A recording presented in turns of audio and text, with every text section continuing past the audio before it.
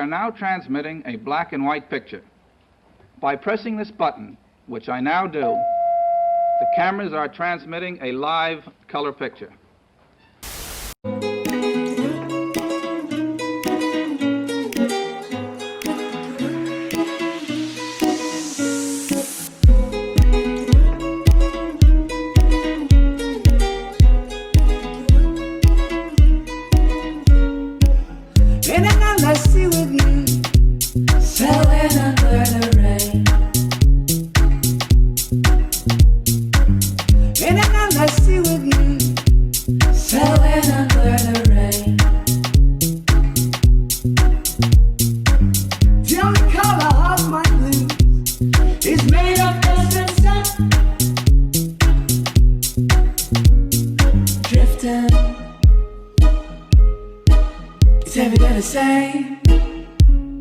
Clouds pass me by, and I'm bound to take my time until I found you.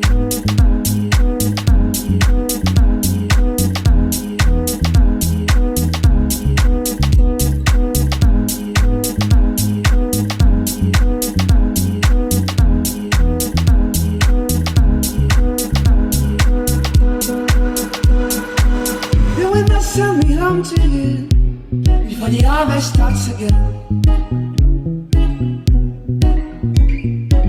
And if the light don't shine on through, will you still recall my name? Drifter, it's every day the same. Clouds pass me by, but I'm bound to take my time until I found you.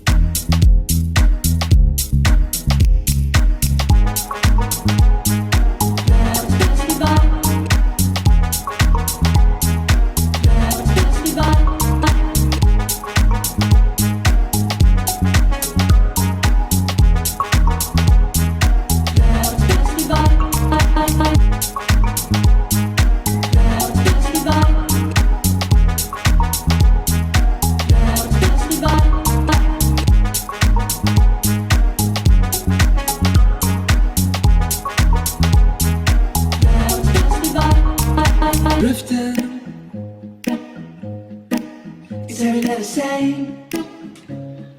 Clouds pass me by, and I'm bound to take my time. Clouds pass me by, and I'm bound to take my time until I find you. What you just watched should disturb you. It's certainly not how one envisions California when they aspire to visit this state from across the world. I can't help but think of tourists patiently awaiting to visit the famous Sunset Boulevard, walk the Venice Boardwalk, or stay at the fine hotels in Santa Monica, only to find homeless dominating the streets and chaos running amok. Simply put, California has become a third world state. And the fact remains, if a Biden-Harris ticket indeed becomes reality, Harris will export Californian politics nationwide. She has even said so herself. Peter then went on to be the elected district attorney of San Francisco, and now I stand before you as the chief law enforcement officer of the most populous state in our country. And all of these experiences then have led me to a belief that we must and can do better with criminal justice policy in our country. And in particular, as I mentioned, be smart on crime. So what would a Biden-Harris administration look like in regards to criminal justice reform? Well, let's take a look at Kamala's track record when she was Attorney General of California.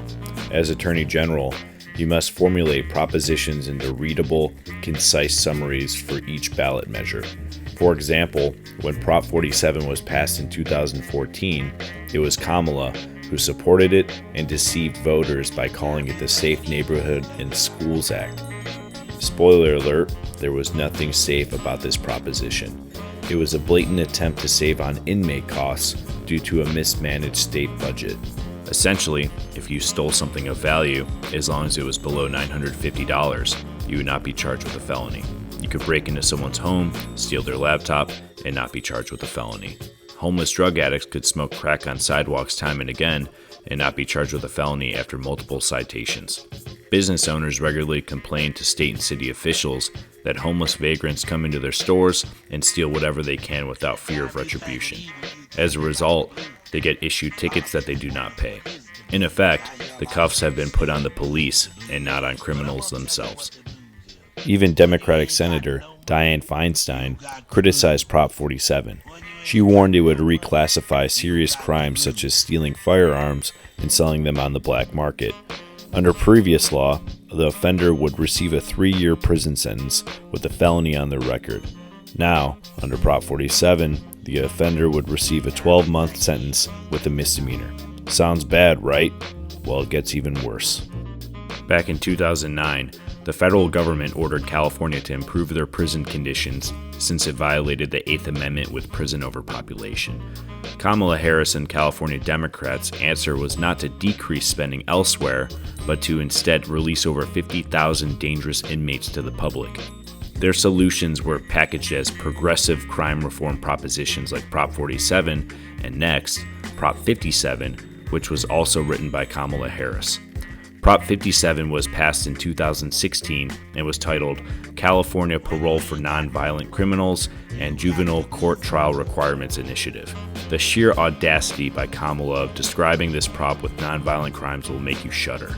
Some of the crimes that allowed early parole included rape against an unconscious individual, lewd acts against children, human trafficking, assault with a deadly weapon, hostage-taking, and hate crimes causing bodily injury. Guess who were some of the largest donors for this progressive initiative? Not only than Tom Steyer, Mark Zuckerberg, and George Soros's Open Society Policy Center, Inc. Quite interesting to note, to say the least. Take a look at a full year's impact of Prop 47, which greatly increased crime after 2014. Homeless populations in cities like San Francisco and Los Angeles dwarf the national average and are certainly no shining city or beacon on a hill for the rest of the country to follow. Progressive policies have destroyed these once great American cities. They have led to an increase of crime, to increased homeless populations, which leads to more deaths since they are being released in large numbers without resources. In the end, Kamala Harris must bear the blame for the crime and homeless epidemic in California due to her role in writing Props 47 and 57. The blueprint of Californian progressive crime laws will certainly be exported under a Biden-Harris administration. Felonies will be relaxed, homelessness will increase, the streets will become more dangerous, and crime will run amok.